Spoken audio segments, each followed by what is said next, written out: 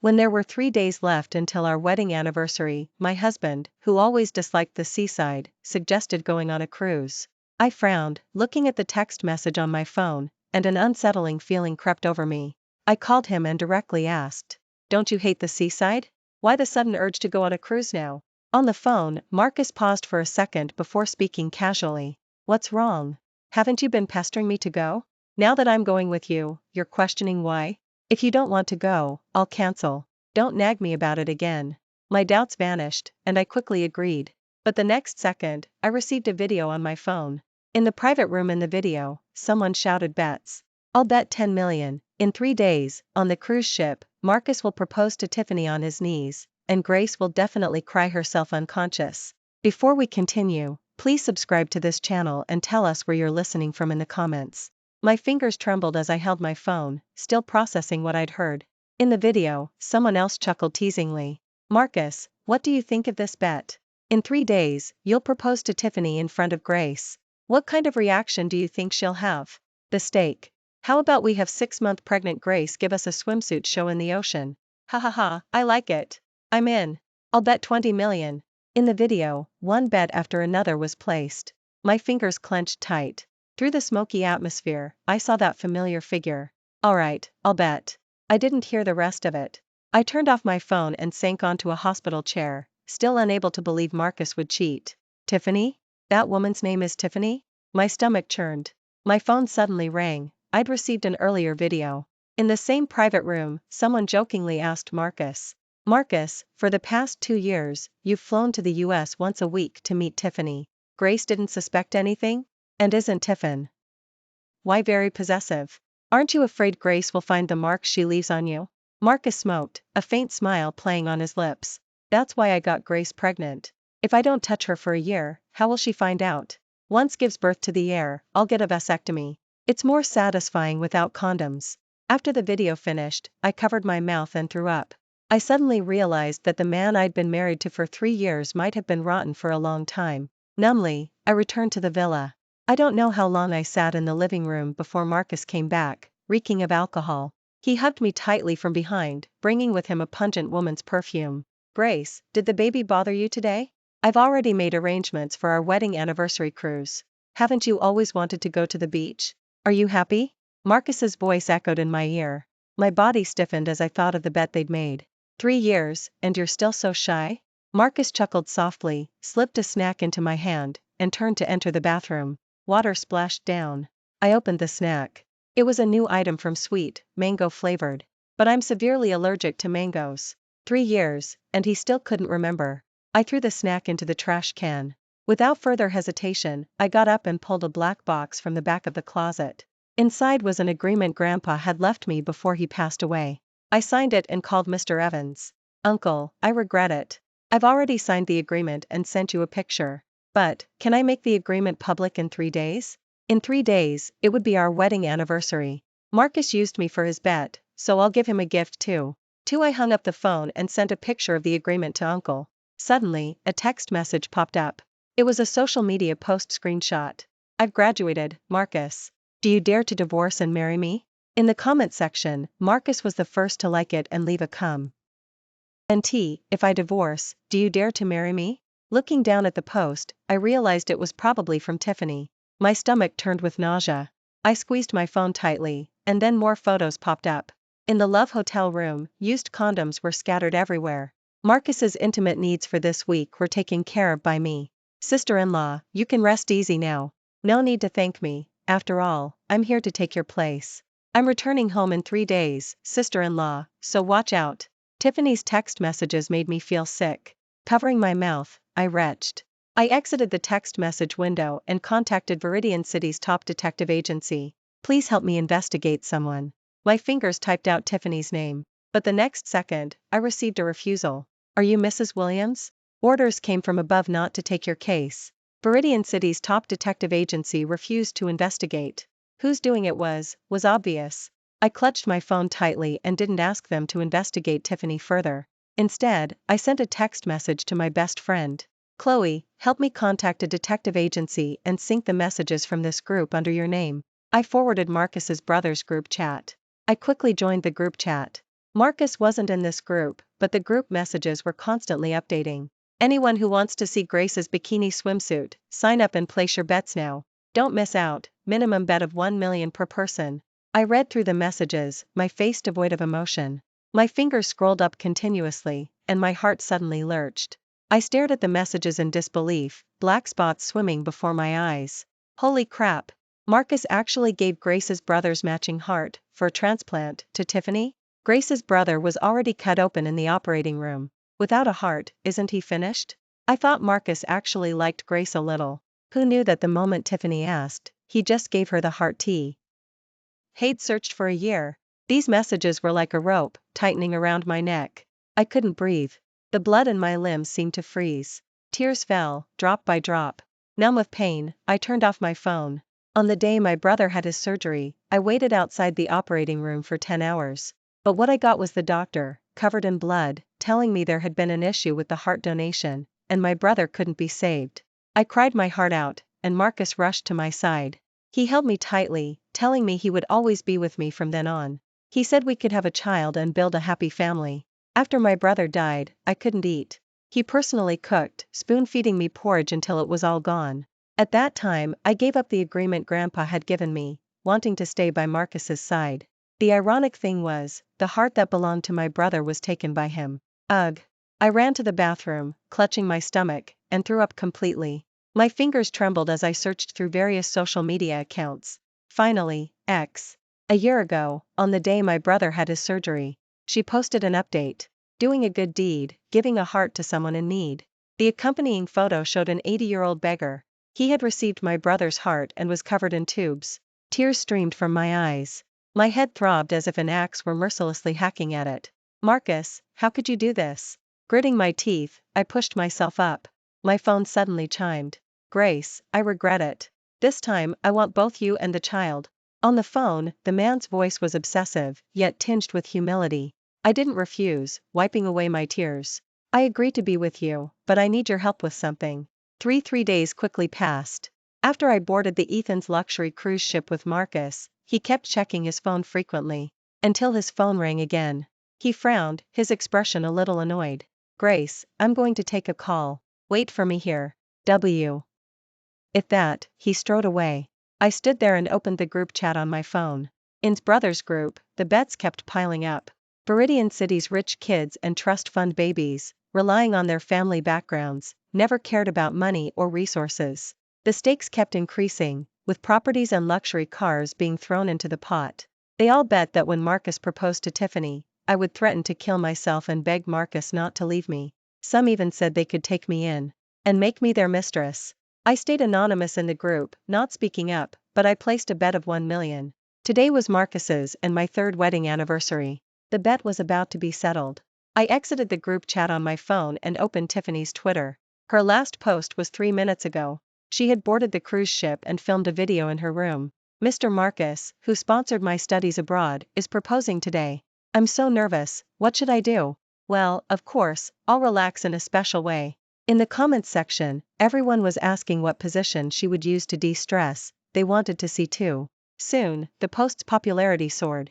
Smiling, I added fuel to the fire on the post. Are mistresses so brazen these days? My husband's name is Marcus.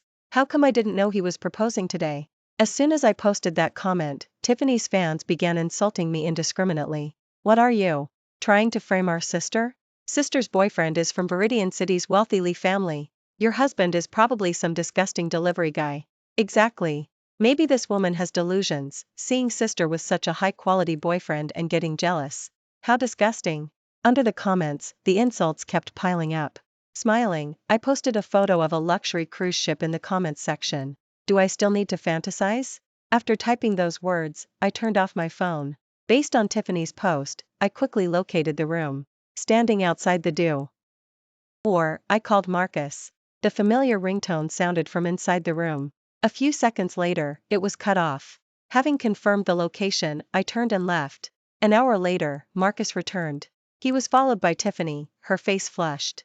Sister-in-law, why is Marcus followed by a woman? Guess what relationship that woman has with Marcus? Several rich kids looked at me with malicious eyes. I remained expressionless until Marcus walked up to me.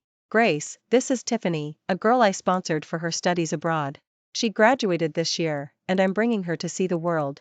Marcus didn't finish speaking. I stood up, smiling, and slapped Tiffany across the face.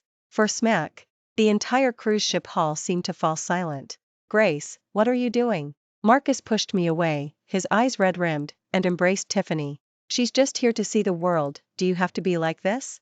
If you're so jealous, then get out. Marcus's words were cold and harsh. My fingers clenched tight, and I was about to speak. Tiffany suddenly burst into tears. Sister-in-law, if you don't like me, I'll leave right away. I'll even swim back if I have to. With that, she turned and walked towards the edge of the cruise ship deck. Tiffany, what are you saying? You can't swim, don't be foolish. They pulled at each other. I smiled, then suddenly heard harsh taunts in my ear. We're definitely winning this time. We'll split Marcus's bet among us. Grace's nude photos? I'm going to stare at them and fantasize for 3 days and 3 nights. The men whispered, and my stomach churned with disgust. Marcus, however, pulled Tiffany back. He pressed down on my shoulder, forcing me to kneel. Grace, apologize now. I won't say it a second time. His voice was hoarse, and Marcus's expression was cold. I endured the pain in my shoulder and dodged sideways. He didn't hold back his strength and pushed me hard. Thud. I successively knocked over the decorated pink cake. My hand was cut by glass, and blood gushed out. Grace, are you all right? A flicker of urgency crossed Marcus's eyes. He reached out to pull me up. Behind him, Tiffany suddenly burst into tears. Marcus, I'm being cyberbullied. I'm so scared. She cried hysterically, holding up her phone screen. Under her latest post, countless people saw the photo I posted and started cursing her as a mistress. Grace, you've gone too far. Marcus's brows furrowed tightly as he lit a cigarette. The young girl was just joking, and you took it seriously? I did promise to reward her when she graduated, fulfill her wish, and make her happy. Today you hit her and cyberbullied her in the comments. I'll propose to her as punishment for you.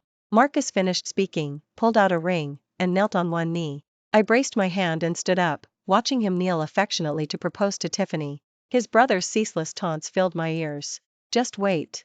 Grace loves Marcus so much, she definitely won't be able to stand it. The sexy swimsuits we prepared will come in handy soon. Exactly. Who in our circle doesn't know that Grace gave up a marriage alliance with Ethan's young master just to marry Marcus? We're in for a show. The men whispered, and my phone began to chime repeatedly. In the brothers' group chat, more and more disgusting messages appeared. I turned off my phone, wiped the blood from my palm, and walked to Marcus's side. Grace, I told you this is your punishment. Don't even think about stopping it. Marcus frowned, a sneer playing on his lips. But a hint of triumph was in his eyes. I chuckled softly and directly placed his ring on Tiffany's ring finger. Marcus, you're too slow to propose. I'll help you. With that, I took out my phone, opened the group chat, and addressed his brothers. The bet you placed is over. It seems I won. Chuckling softly, I watched the men's faces turn various colors. Behind me, Marcus suddenly stood up. Grace, when did you find out? It's not what you think. I wasn't going to go through with this silly bet. But before he could finish, the screen in the hall suddenly lit up. Grandpa's agreement to me was magnified, its contents appearing before everyone. Holy crap! The old man actually left such an agreement? 5 Is this real? Old man Henry would actually screw over his own grandson like this? As long as Grace signs, all shares of Xingyu go to her? I don't believe it. But it has his official seal and uncle's signature. The men argued, their eyes filled with disbelief. Marcus turned around, belatedly realizing what was happening. This is impossible. He growled, his hand gripping my wrist tightly. Grace, where did you forge this agreement? I don't believe Grandpa would do that. I gave a faint smile, pointing to Uncle's signature on it. Marcus, have you forgotten? Grandpa was saved by my maternal grandfather back then. You know how grateful he was for that kindness. Also, Grandpa gave me this agreement a year after we got married. Do you remember what you did that year? We went climbing a snowy mountain together. You took a call and left in a hurry, leaving me to descend alone. That day, I encountered an avalanche and almost died. I finished, growling, and forcefully shook off his hand. Marcus, I truly regret it. I regret not signing the agreement directly back then. A sarcastic smile played on my lips. I'd had enough of this betting charade and picked up my phone to contact that obsessive man. Ethan, come pick me up. We can go get married now. As soon as I finished speaking, Marcus suddenly snatched my phone. Grace, you actually contacted Ethan? How could you contact Ethan? Gritting his teeth, Marcus's jaw clenched. He clutched my phone tightly and grabbed my shoulder, sharply questioning me. We're not divorced yet, how dare you contact Ethan? Hearing his words, I gave a faint smile. Marcus, did you carefully read the contents of the agreement? As long as I sign my name, our marriage won't be valid. In other words, we were never married. Marcus's eyes were red-rimmed, and veins bulged on his forehead. Even if the marriage doesn't count, what about the child in your belly? He has my bloodline, he's my child. I looked down at my slightly bulging belly and pointed to a clause in the agreement on the big screen. Marcus, the agreement states that if you cheat, the child will be legally disassociated from you. She will have no relation to you whatsoever. As I finished speaking, I saw a fleeting look of confusion on Marcus's face. The CEO of Viridian City's largest Xingyu, his eyes no longer held arrogance or self-importance. Instead, remorse showed through. A smile played on my lips as I gently stroked my belly. Marcus, for 3 years, I always believed you were a good father. But now you're rotten, and you're stained. So, I plan to get a different father for my child. I also wish you and Tiffany many more children. I won't be attending your wedding. The wedding gift money is all in the group's bets, consider it your wedding gift. Without saying anything further, I reached out and pried my phone from his hand. But the next second, a fierce look flashed in Marcus's eyes. He snatched my phone and threw it into the sea. Grace, Marcus, have never been a good person. Don't even think about leaving me. You, the child, and Xingyu can only be mine. His eyes bloodshot, Marcus turned and whispered instructions. Go find some rope. Marcus, what do you need rope for? Someone swallowed nervously and asked fearfully. What for?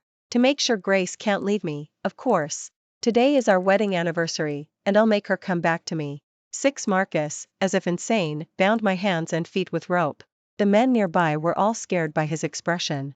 Marcus, do you really have to do this? Didn't sister-in-law call Ethan? He's been reckless since he was a kid. If he finds out we tied up Grace, who knows what he'll do. But before the man could finish speaking, Marcus sharply interrupted.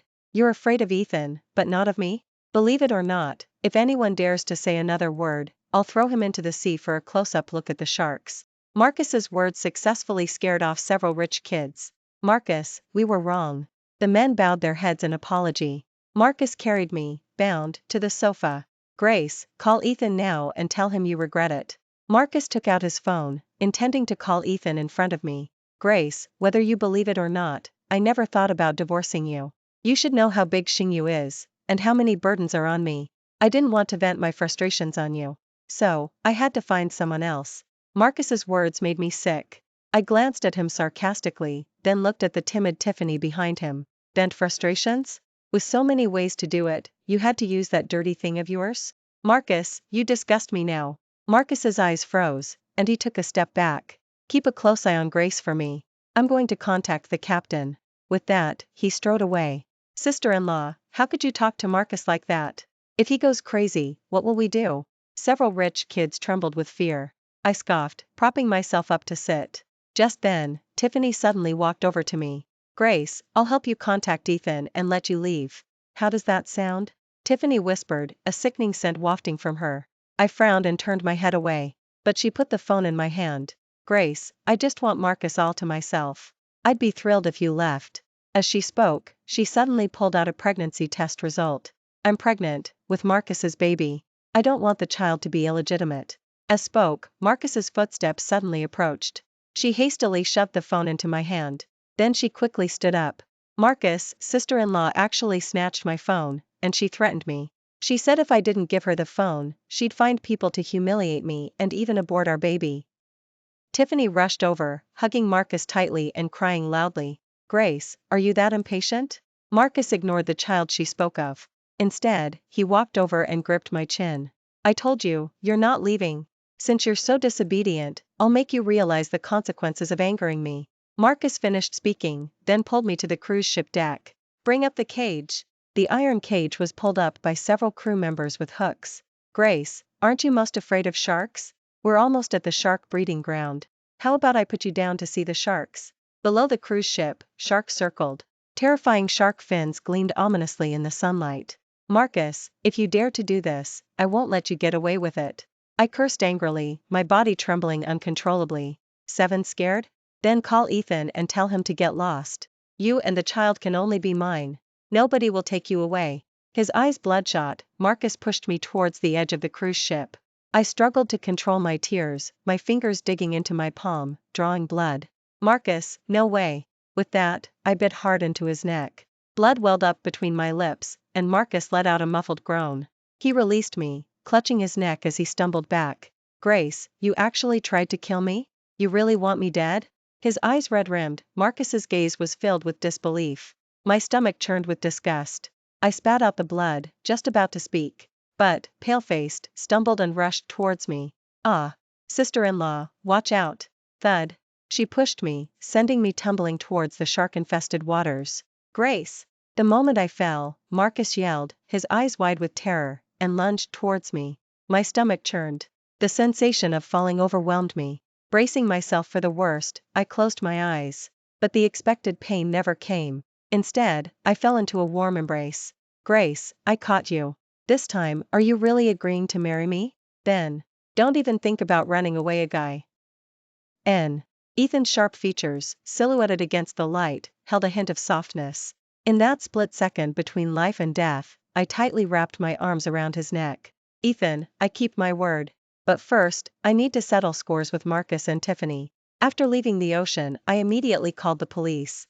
As soon as Marcus's cruise ship docked, he and the others were taken away by the police.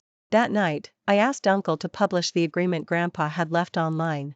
Then I publicized Tiffany's affair with Marcus across the entire internet.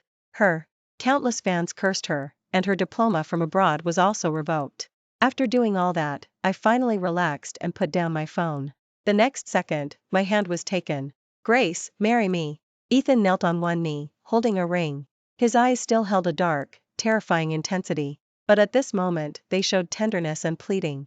Back then, when I found out Ethan was my arranged marriage partner, I secretly went to see him. But I saw him attacking someone with a knife. Stabbing again and again, plunging the knife into a person's body and drawing blood, yet he didn't even flinch. That night, I had nightmares for 3 days, pleading my father to break off the engagement. Perhaps the trauma he caused me was too deep. I chose to marry Marcus, who was his opposite. But facts proved that appearances were always deceiving. Marcus was courteous and refined, yet he was a disgusting, rotten lunatic. Ethan was wild and sinister, yet he didn't make things difficult for me when I broke off the engagement. You can know a person's face, but not their heart. I was mistaken back then. I wiped away the tears from the corners of my eyes and held out my finger. Ethan, it's been 3 years. After all these twists and turns, we're together again. Putting on the ring, I smiled and hugged Ethan. The phone on the table suddenly rang. Grace, let's talk. On the phone, Marcus's voice was hoarse, thick with exhaustion. Talk?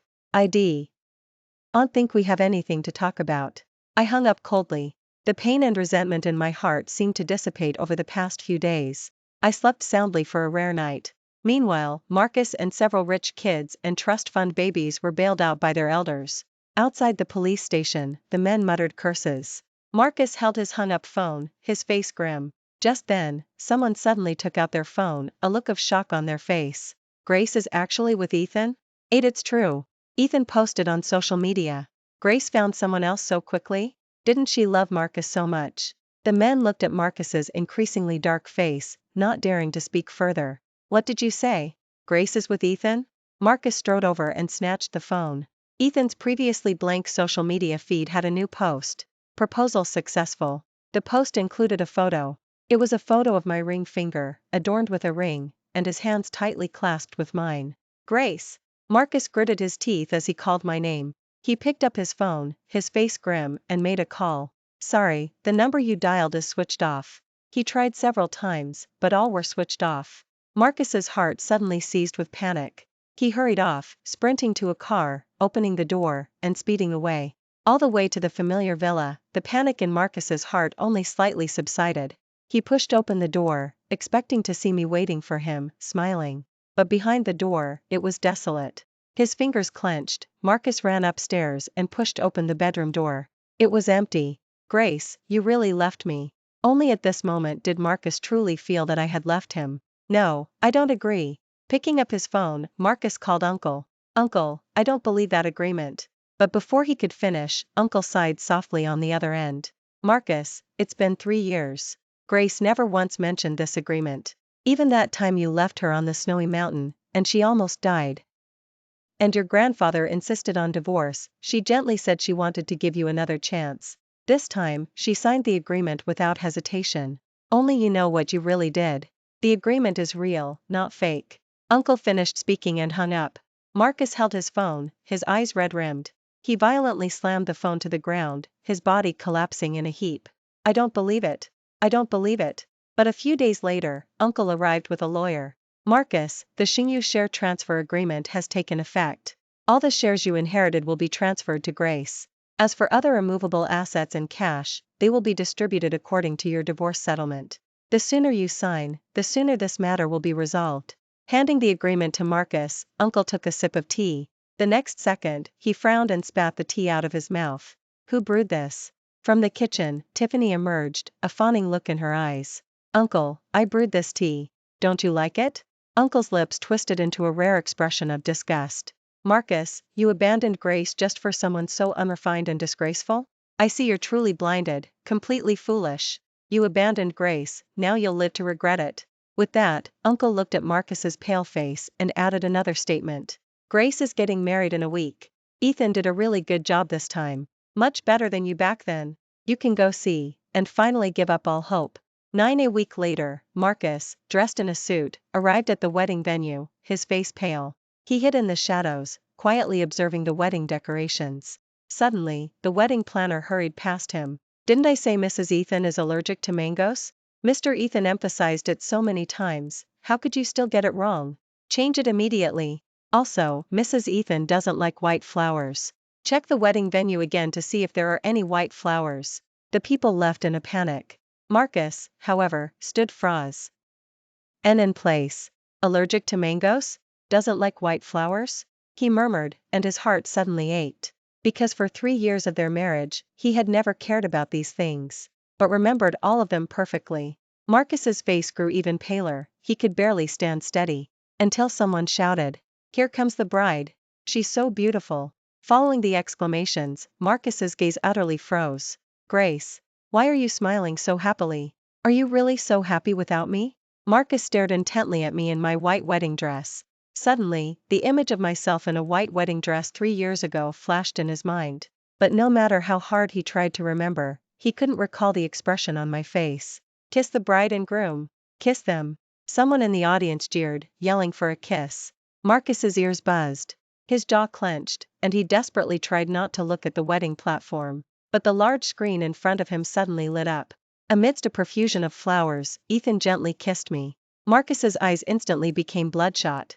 Inside, he roared, wanting to go up and destroy everything. The next second, all the blood seemed to drain from his body. His raging anger was put on hold. Because he saw the familiar love and happiness in my eyes. The expression he had seen for 3 years. It had been commonplace, something he took for granted.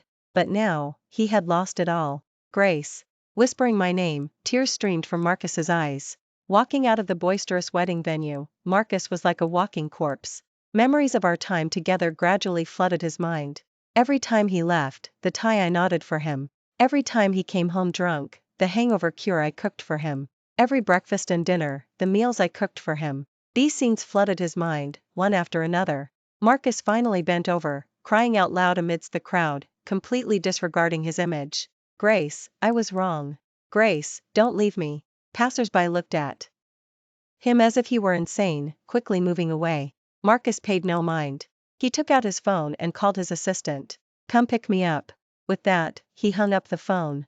At 1 a.m, Marcus returned to the villa, thoroughly drunk. He leaned against the entryway, the villa completely dark. Grace, I have a headache. He muttered, then strode into the living room. On the sofa, there was a figure under a blanket. A flicker of joy crossed his eyes. He walked over carefully and hugged it tightly. Grace, he mumbled, I knew you wouldn't leave me. But before he could finish, the woman in his arms stirred. Tiffany seductively wrapped her arms around Marcus. Marcus, come back to me. Marcus, as if he'd seen a ghost, violently pushed Tiffany away. Get out. Get out right now. He screamed hysterically, grabbing Tiffany's arm and throwing her out of the villa. Marcus, what are you doing? It's Tiffany. Marcus, open the door. Outside, Tiffany banged on the door. Marcus loosened his tie and slumped onto the sofa. He covered his aching forehead, then opened his phone, slowly searching for my messages, until he saw that I was still happy and thriving. Bang! His phone was slammed onto the living room table. Marcus finally sobered up. I would never come back. Thanks for watching today's story. If you enjoyed this video, please give it a like and share it with your friends. We look forward to hearing your thoughts in the comments section. Feel free to share your opinions, and don't forget to subscribe to our channel for more exciting stories. See you next time.